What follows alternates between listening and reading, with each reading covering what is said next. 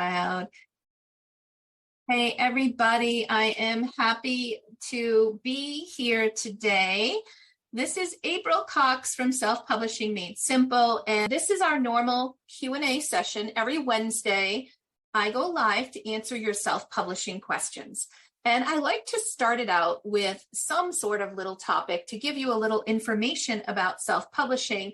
And I couldn't think of a better opportunity to teach you a little about self-publishing than to bring on author Nicholas Aragon, who has been doing some pretty amazing things. So I thought having him share his personal experience and what's going on in his world could help others. And then, of course, we'll open it up to Q&A for both myself and for Nicholas. I'm going to just give you a little overview. Nicholas and I met, gosh, it's probably been a couple of years now. We've been working together. He is a coaching client, and we've been walking through some things with his Curly Crow books and also a new book release that he'll tell you a little bit more about. I'm going to bring Nicholas on and let him share a little bit about his journey. And why don't you start with your background, Nicholas? Thanks for putting all this together, April. Thanks for having me. I was excited about this all day long, and so it's great to be here. My name is Nicholas Aragon. I am from Albuquerque, New Mexico, born and raised in Albuquerque. I work in higher ed. I have a master's degree in higher ed administration, and that's what I do all day. I help kids kind of get into college and oversee a department, so it's more administrative work. But my passion, like most of you, I'm sure, is children's books and writing stories and being creative. And so if I could do that full time, I definitely would. I'm waiting for the day that I can quit my day job. We'll get you there. Yeah. You had a unique start to your children's book journey. Would you tell us a little bit about your mom and how all of this got started with Curly Crow? Sure. Yeah, absolutely. So if it wasn't for my mom, I probably would not be sitting here. I for sure would not have any books published. I kind of joke because we were the family that we would always reach the limit every month of checking out too many books from the library, and we were always searching at the end of the month to return books so we can check out more. And that's what I remember about growing up, is just, constantly being in the library and constantly having books around me.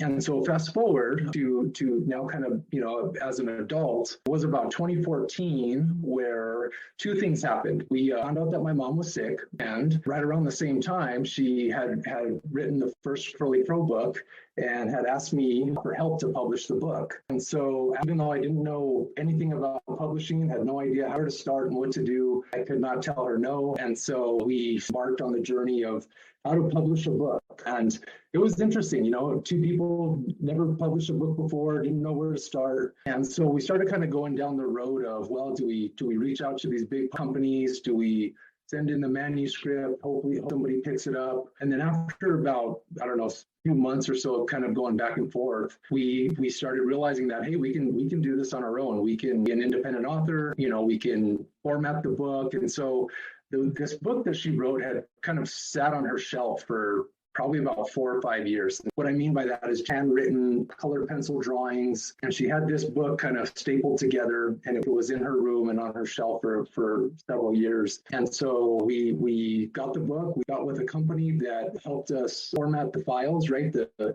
interior file and the cover file. And then once we got that far, once we figured out that we needed the 2 files, the rest was kind of easy because Amazon and others kind of make it pretty easy for us to upload and then get the book published. And so I remember the day that we were ready to publish the book, and she was excited and I was really excited. And so the book finally got published, and then we're able to see it up on Amazon. And it was just such a rewarding feeling. I'm gonna hold up the book real quick so everybody can see. So this is the first Curly Crow book, and we kept it all original. So everything in there is her original drawings, the original manuscript. And now, so the sad part of the story is we ended up losing my mom in 2017. She was diagnosed with a glioblastoma brain tumor. And so there were several years there where it was really tough and hard to get through that. But I'll tell you, the one thing that kept us going through that time was working on the book and all of her artwork. And it just so happens this is the office where I write and do my children's book in my house. And we recently hung up all these photos you see behind me. This is all the artwork that my mom did. She left us with about 110 pieces of art and 2 children's books. So she wrote the first Curly Crow book, and then there's another one called The Happily Ever After Story, Magical Forest. So all that to catch a Curly Crow book was published, and I couldn't stop thinking about it. I couldn't put it down. Since kind of going through that experience, I developed this passion to continue to create children's books and to continue to create stories. And so, I've kind of decided to continue on the legacy and continue on the work that she started. And so I recreated the character, which looks more like this now. And now I have 6 books published, 6 Curly Crow books in the series, well, 7 including hers. And I'm continuing to work on Curly Crow. And I recently started a new series about my 2 Boston Terriers. So it sparked this passion for writing books that I had no idea that it was inside of me. So I love it. I really love that you were able to make your mom's dream come true. And, whether it's a bucket list item or just, something that's been that, look at this legacy now with the Curly Crow. So I know that you've been working hard, and we've been working together to redesign some covers, improve some things. But recently, you and I were chatting, and you've been experimenting with some marketing that I think would be really interesting to others.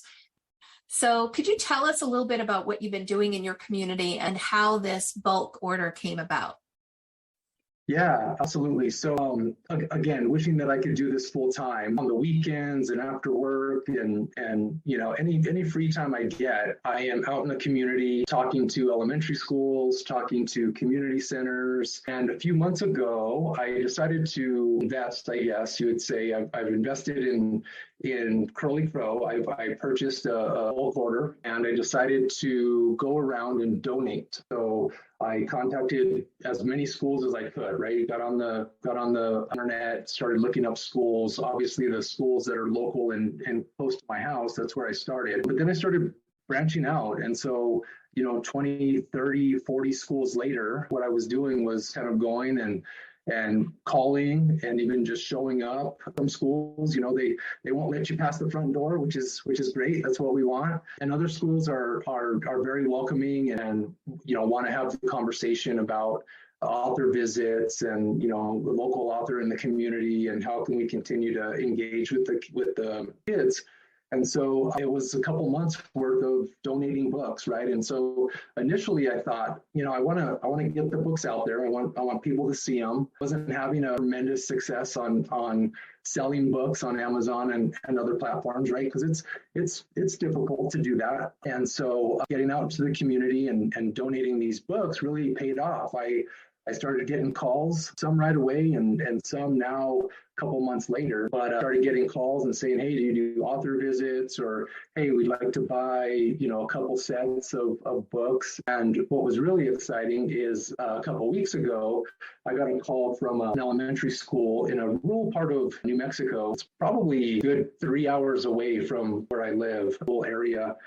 And they sent me an email and said they wanted to buy a set of Curly Crow books for every classroom.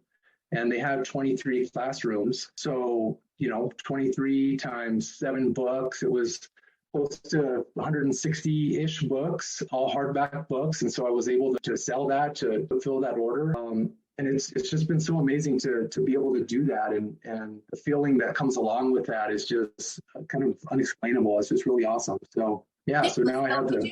Could you talk to us a little bit about what is it that you were donating?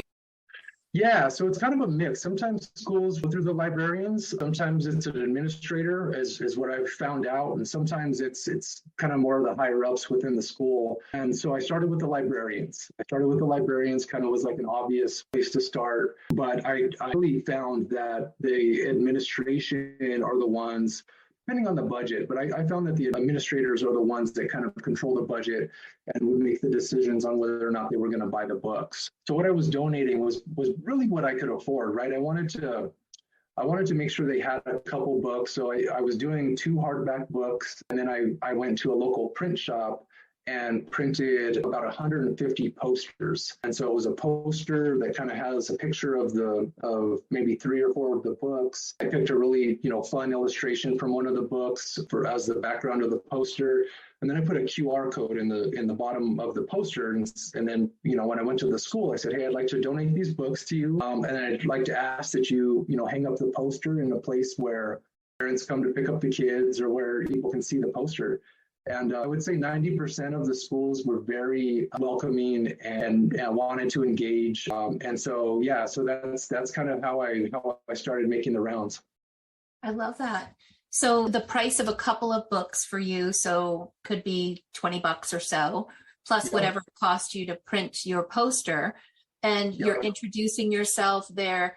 They're receiving something of value from you, and you're making a connection and building a relationship, which is really something special. So, and a lot of this within the community, I think people start to talk about it when they see that. And I think that might be how the school 3 hours away, was that one of the ones you had visited?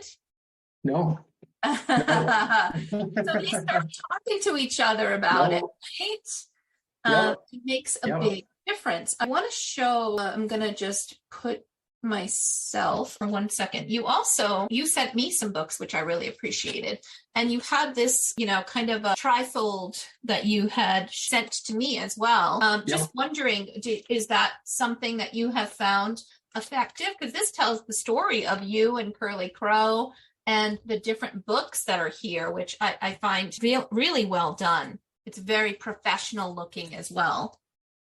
Yeah, thank you. I got to tell you, I didn't know. So I'm really self-taught on everything that I've created and produced. And Canva has just been such an amazing tool for me. I know a lot of people use that, and I was able to kind of find a template there and create the brochure, and really just went around and kind of negotiated with some print shops and tried to get the lowest price, right? Because it's hard when you're starting out and you're trying to engage and get your books noticed. But the brochure really comes in handy as opposed to like a business card or something like that. Like you said, April, you're able to show if there's other books that you have or provide other information about yourself or your characters. So I use that opportunity on the brochure to kind of, let kids and parents get to know the characters in the book and kind of explained, the background of the characters. But the other thing that I also try to do on a regular basis is get involved with the local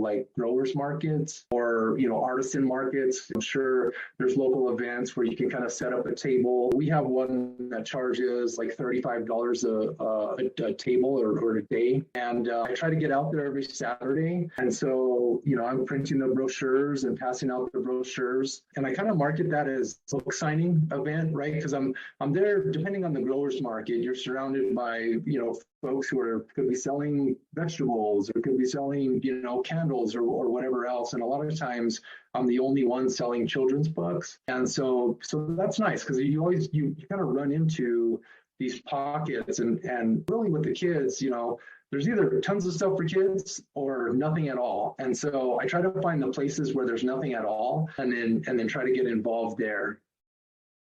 Yeah, and I know you also did the balloon festival, right? That was another opportunity for you to get out into the community with an event that's really special. There's a couple of questions in the chat here. Andrea asks, did you sell your books at a full price or give a group discount? And she also is wondering who produced your posters. Yeah, so I'm assuming the bulk order to the schools is what we're talking about. So I sold them at full price and I gave them I think I gave them a 10 or 15% discount. So I said, here's the books at full price and I'll knock off 15%. And then with the posters here in Albuquerque, it's a local print shop. Don Mickey Designs is the place that I use. And obviously the more that you buy, the cheaper it is. But he seems to, you got to find the places too that it's like local supports local sort of attitude, and so that seems to be to where you kind of find your own people, right? You kind of find the local shops that want to support other local businesses. Right. Lois is wondering, did you go into the classroom and do a lesson or a reading to the students? anything like that so far?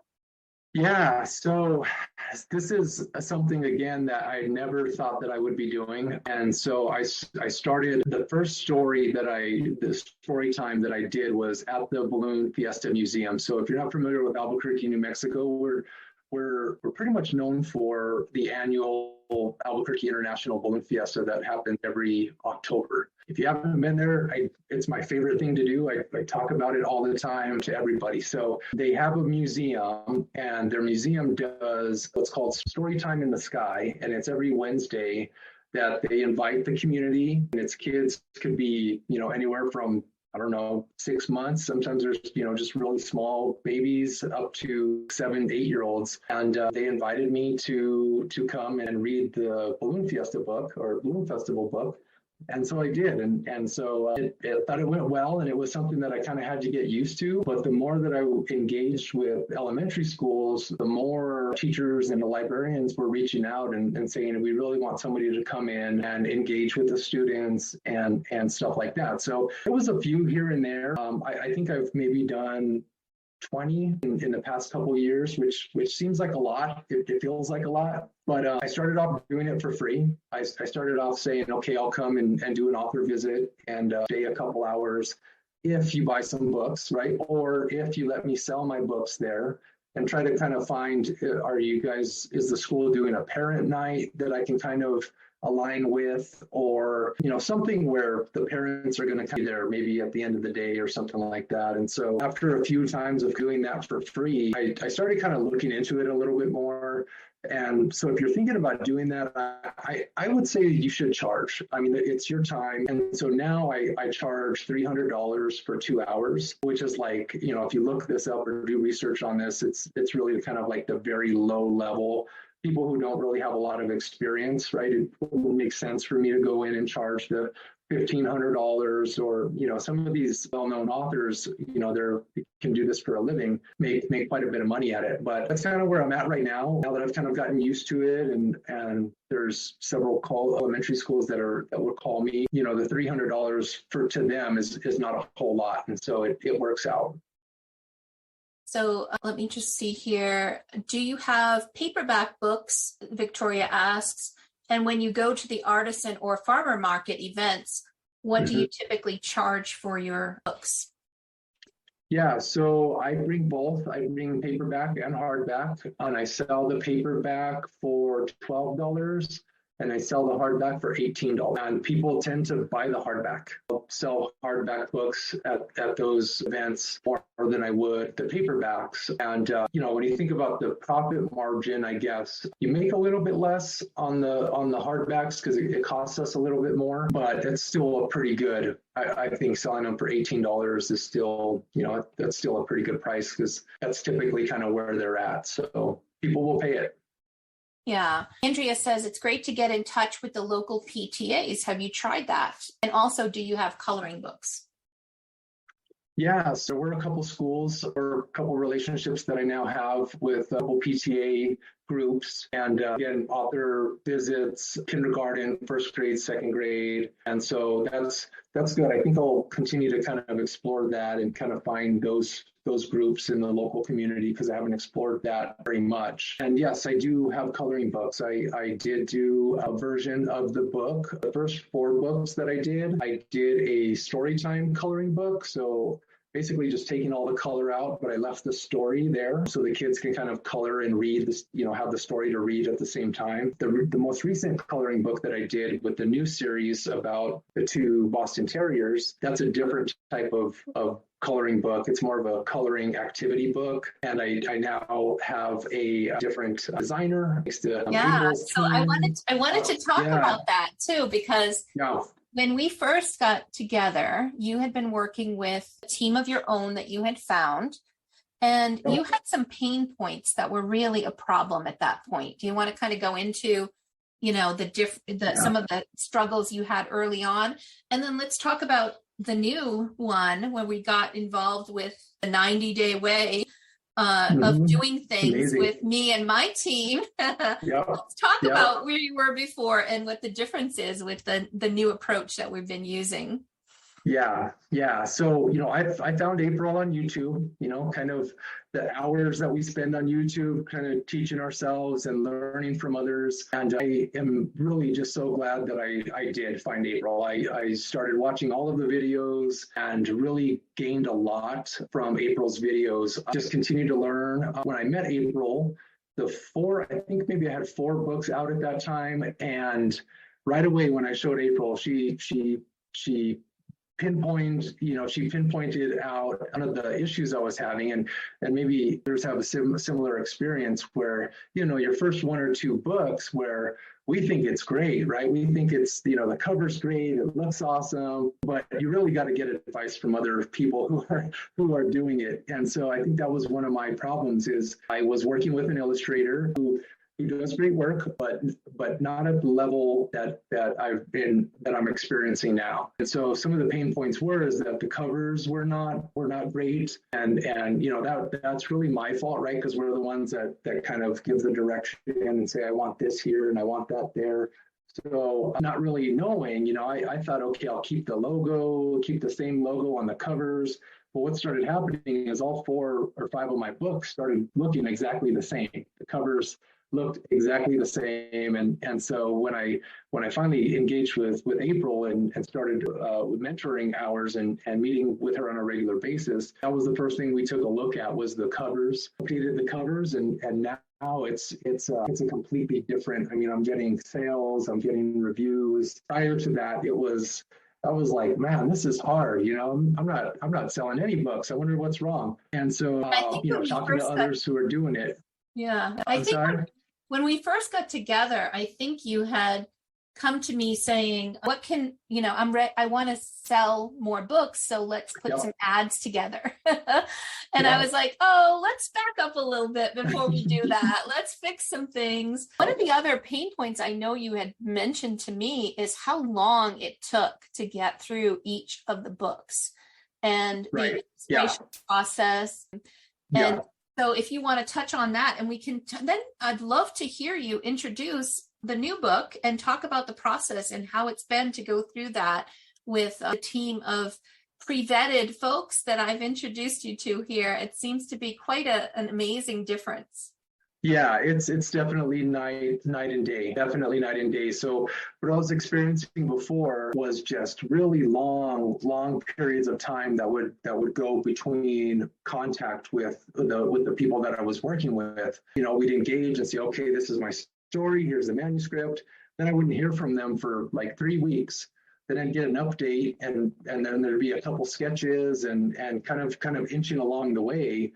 But something that should probably have taken maybe a month at the most was taking 2 or 3 or up to 4 months. And I thought that was normal. I really didn't know any better. And so that's, was a huge pain point, was the amount of time that it was taking. And so I was really grateful and excited. I mean, we talk about night and day as far as experience and customer service and just the level of professionalism with the group that April has and we're able to work with now, going from that experience where it was a lot of anxiety. I think for me was, you want to get your book published, you're excited about it, but that's the time spent, right? Your time is probably the most valuable thing that we have. And so going into now meeting a different group of illustrators, different group of designers, editors. I mean, going back to needing my covers updated, I also needed my stories edited because, I did a thing where I passed it off to a couple friends and family and educators that I work with,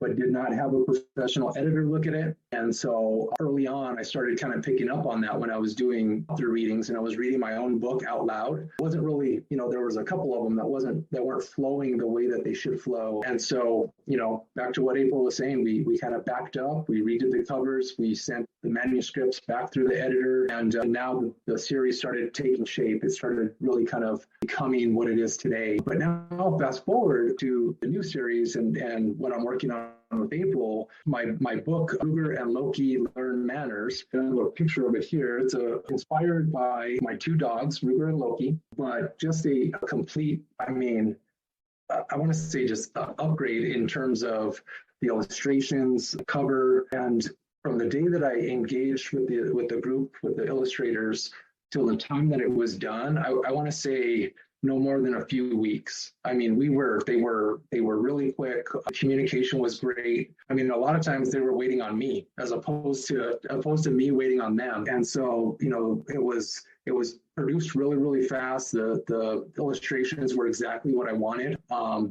And so I can't say enough about that group and what a great job that they do. Often and then even I have people say, April, you talk about the 90-day way. Can you really get a book published in 90 days? And you actually blew that out of the water with this one. Yeah. And it's gorgeous. Yeah. And you had it professionally edited. The formatting and everything is gorgeous. I would love to give you an opportunity to share the information where people can get it and how can people support you, because you're just in your book launch period, right?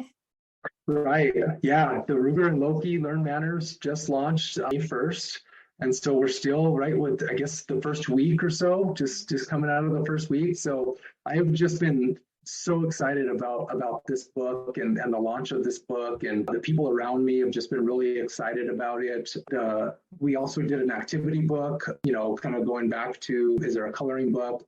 And we were just blown away at the illustrations, that having the problem of which great illustration to use on the cover is a great problem to have, and so we had to kind of work through that and figure out what the cover was going to look like. But Ruger and Loki Learn Manners is just it's a really fun story. It's geared towards helping teach kids how to teach their dogs tricks and how to teach their dogs manners. And so it's a story about two twins, Quinn and Finn, who kind of see and meet Ruger and Loki at a park, and they kind of go through this. Hey, they look like strays, and oh, are they nice? And they meet Ruger and Loki, and the twins decide that they're going to help the dogs by teaching them manners. And then they kind of go through this this fun back and forth of sit boy sit, and kind of teaching them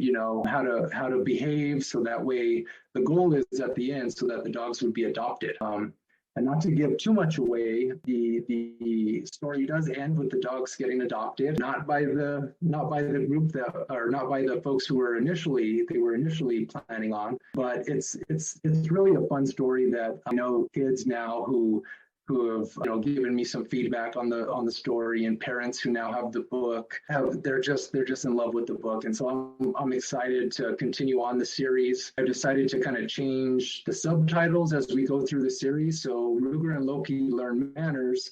The first one we're looking at is Sit Boy Sit. The next one's going to be Fetch Boy Fetch, Stay Boy Stay, and then there's a few more. And so each story kind of has a specific kind of trick within it, but then also has that kind of family friendly, kind of there's some lessons in there that the kids can connect with. And it's just been such a great experience from start to finish, and to see the book now live and to kind of have this experience and share this evening with you guys is just an amazing thing. So yeah, really and if you have Kindle Unlimited, you can download it for free, check it out, give reviews, because we know how important reviews are for an author, especially when things first start. And if you are not in Kindle Unlimited, it's only 99 cents to buy the ebook. That is going to help things move. And I believe you've already hit bestseller on this, but we want to keep it there, right? We want to keep going and continue this. I absolutely love the A+ content. This image over here just makes me smile every time I see it. Great illustration. Yeah. And I love that you used this opportunity in the A+ content to focus on and this activity book here. Again, in the A+ content, guys, you can advertise or cross promote your other books. So this is the activity book that Nicholas also put together. So not only did he release the one book, but he's got two during this period within that 90 days. And this is wonderful. It's got some beautiful illustrations and additional things that can help. And we're also getting into some of the Curly Crow books as well, so that we can help other people discover this series and what's going on with the Curly Crow. Beautiful, absolutely beautiful. Right. Heartfelt story. So lots of information about the values, and I've been following along on your social media and some of the videos that you've been posting with Ruger and Loki, and my gosh, they look so much like they were illustrated. It's amazing. Yeah, we were really excited about that too. The illustrators got it spot on. We sent them a couple pictures of what the dogs look like, and we couldn't be more happy with the end results of this book. And we're looking forward to the next one. Definitely always looking forward to the next one. Always, kind of writing stories. And we joked about this the other day where, as an author, you probably have, multiple stories that you're working on or that you think about. But the illustrators for this book really made the A+ content easy, right? I mean, the illustrations were there, the content was there, and then working with April and your team, you kind of learn how to put it together in a way that looks good and gets the message across. So yeah, the website that I have also is curlycrow.com. So I have all the books on curlycrow.com. And so if you're interested in kind of looking at what the website looks like and how I've put that together, you can check that out too. Awesome. So we had one other question here. What is your advice for introduction getting into the schools? Would you mind kind of just giving us your elevator pitch and tell us how you approach it when you walk into a new school? Yeah, absolutely. So introduce myself as a local author, as a dad, right? I introduce myself as someone who lives in the community with them, and my mission is to help improve literacy in elementary schools. And so that's actually, I go in there with a very honest approach to the whole reason I really started this was to create a character, create a story that kids would fall in love with so that they would pick up a book, right? And so I think people connect with that, and at least the schools that I've been connecting with is there's so much social media, there's so many screens, it's almost like the book is like, kids don't even know what a book is. It's kind of like the newspaper, right? Where it's like, this is kind of going away. Well, there's still a lot of us out there who love a book that you can hold. And it's so important for kids to read. And so my message is, it doesn't matter what you read, find something you're interested in and read about it. And so that's kind of my approach to it. I offer to donate a book to get the book in the school. And then I ask them if, what their needs are. Are they looking for books to purchase? Are they looking for authors to come in and do presentations? And then, depending on the feedback, I kind of know how to respond from there. But just kind of going in there with an honest approach to what your goals are. And so, you can't beat a book. And I think that it's an important message that we all should continue telling. I tell the kids that reading is exercise for your brain. And some of them look at me like I'm crazy, but it really is. The studies show the cognitive development, right? I mean, reading from an early age, if you make that a habit and you continue reading, the likelihood of you being successful or going on to college is much greater than if you didn't read. So that's kind of my message. So Lois says, do you cold call or do you go call ahead of time and ask for an appointment? So both. Sometimes I'll get answer machines, or I'll leave a message and no one will call back. And so what I tend to do is I will set out with like 5 schools maybe. And if I had already called ahead, then that's, I'll kind of approach that, usually that kind of results in, hey, stop by at this time and I'll, be able to meet you. But for schools that maybe I didn't get a hold of, or maybe I just decided not to call at all, I'll make kind of a list and I'll just get their address and I'll just start driving by and hopping in and introducing myself, because people are busy. A lot of times people are busy, and I'm finding that it's not that they don't want to call you back. It's just that it's not really a priority for them. So we got to find kind of creative ways to kind of meet people where they're at. And so I do both.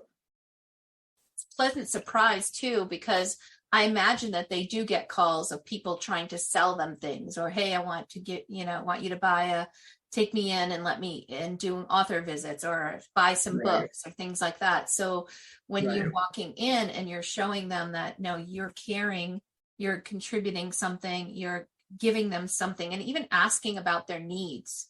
What are your Right. needs? What are the things that Yeah. that this school needs that I can help with? I think that's a really an approach that we should all consider, and really just getting into what can I do for the community and for the schools that need this. Yeah, one other I'm thing looking at the comments here. It says, Victoria says, I'm getting one. Karen, so well done. Love it. Illustration is amazing, Dania says. Karen, your website is great. What did you use to create it? So yeah, so let's talk to us about this website. I just popped on there as well. It is beautiful, very well done. So if you're including your website along with, in your email or in your brochure, wow, it does an amazing job at actually giving a great look at this. So we've got a pop-up here wanting us to subscribe, get a free ebook, join the Curly Crow Club. And then I'm just going to go to the top here, Curly Crow, our story. So you talk about your backstory, which is really nice. And look at all of these beautiful Curly Crow books and the new one with Ruker and Logie. Love it. This is amazing. Can you share a little bit about how this has come together? Yeah, absolutely. So it was a little bit of a journey to get to where it is now. I actually started off in a completely different, right? I wish I would have met April sooner, and other folks who have kind of guided me and helped me to be where this is at today. But I actually started off with a WordPress site. So when I decided that I was going to make this a business, I actually went through LegalZoom. I filed for an LLC. I got my domain, right? I was really happy that curlycrow.com wasn't taken already. And so after I got the domain, I was all in at this point, right? Like I had helped my mom through all this. I was at this point, I was decided that this is what I was doing. And I had, I had a lot of plans and goals moving forward. So in addition to the LLC, I also filed for a trademark. I think a trademark, I needed 3 books. You need 3 books to be able to file for a trademark. And so Curly Crow is a trademark. But I started out with a WordPress thinking, okay, it was a friend of a friend who said, I have a friend who will build you a website. Now, I should have done my own research because I know now that Wix is free. I know there's some other places that are free and stuff like that. So I actually made the mistake of paying somebody a lot of money to build a WordPress site. Then that mistake continued to haunt me throughout the year because then there was charges for updating the WordPress site. And anytime I needed to make a change, even if it was like a small change, I needed to contact somebody, the guy who built it, who because I didn't have the time to go in and learn WordPress. So I kind of, got to the point where I was frustrated with that whole process and started doing my own research. And the website that I have now is a Shopify store. It's a Shopify website. And so I think Shopify is $300 a year. There is a cost to the website that I have, but I think it's well worth it. I mean, it has everything you need built in, has your email marketing built in, it connects to all your social media. And going back to kind of being self-taught, when I started this, I had never really been on social media before. So like 3 years ago, I never had a Facebook account, never had a social media account, had no interest in any of that, really. The extent was like, Google and YouTube maybe was the extent of my internet browsing. But I got to the point where I started learning, about Shopify and about how, there's other products that can kind of be connected.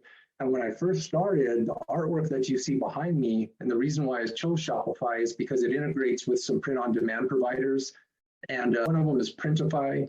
And Printify has canvases, art canvases, and other things that you can sell art. And so when Curly Crow first started, it was Curly Crow books and art. So my idea was that I would sell children's books and I would sell the artwork. Well, after a year and a half into it and not really selling any artwork at all, I really had to make the decision, do I continue doing this or, do I make a change? And so I decided to not sell the artwork. I kind of made the shift and went full-fledged with the children's books. And I'm really glad that I did. I'm not really an artist. It was part of the legacy and wanting to kind of keep everything together. But I couldn't be happier with the Shopify store. But 2 years ago, having to kind of go in and learn how to do a website, learn how to have a Facebook page and Instagram page and stuff like that. And it's really the key, I think, for me is just being consistent with everything, kind of carving out an hour a day or whatever you can do, 2 hours a day, 30 minutes a day, posting on social media, making small updates to your website, working on your book. That's kind of how I approach every day. I'll try to carve out specific time and just be consistent. And I've been pretty happy with the way things are. That's awesome. And have you found the Shopify platform something that's easy for you to learn and use? Yeah, absolutely. Absolutely. It is a super user-friendly. Again, I learned everything on YouTube of watching a few people use Shopify, teaching videos. And it's really a very user-friendly platform, and they have support. One of the big things too is I can pick up the phone and call Shopify day or night. Somebody's there to help me. The other thing I'll mention too about Shopify is they're also a domain provider. So I used to, when I first started, I purchased my domains from Network Solutions, I think.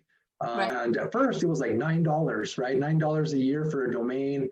Then the second year it jumped up to $35 a year for a domain. So watch out for that. But I learned after having a Shopify store that I could transfer my domains to Shopify, and Shopify is the domain provider. So they do everything you need as far as your domain can be done in Shopify. Nice. This has been really insightful, and I'm so grateful that you came here with us today, Nicholas. I think that it's wonderful for people to see what's happening and all of the things you're doing with Curly Crow. I can't wait to continue to see where this series goes. It's exciting and it's inspiring too.